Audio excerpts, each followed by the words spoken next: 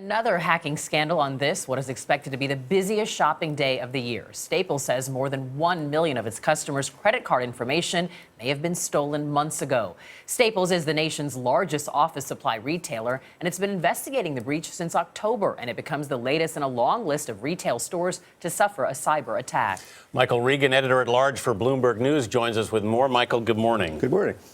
How alarmed should we be as consumers at this point, and especially this week when everybody's going out and using their credit cards?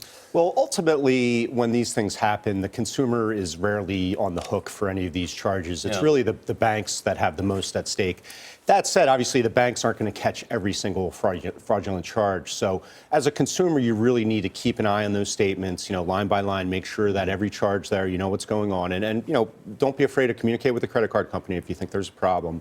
And really just be aware that this type of thing can happen. As you said, this is the busiest shopping time of the year. These criminals targeted Staples during the very busy back-to-school season for them, when people were swiping, left and right. Even if they're just going to buy a couple copybooks and pens, there's a lot of people in there. But, I mean, the back-to-school season is what, like June, July? So why did it take so long to figure out the breach and the reality for the people that have been breached? I mean, could this affect their credit score moving forward? Probably not. The banks will wipe out any of the fraudulent charges from their credit score.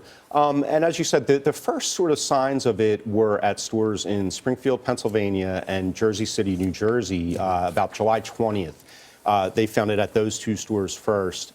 Then the investigation showed that around August 20th is when it spread likely to the rest of the stores, about 115 stores, 35 states, so really scattered all across the country, but very heavily focused in states like Pennsylvania, New York, Florida, California, the very heavily populated states.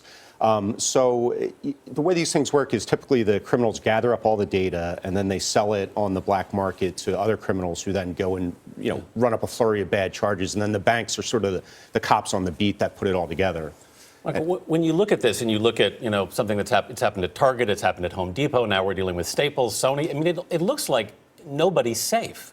It's a growing problem, and this one was more than 1 million customers. If you look back at Home Depot and Target, you're talking 40, 50 million customers.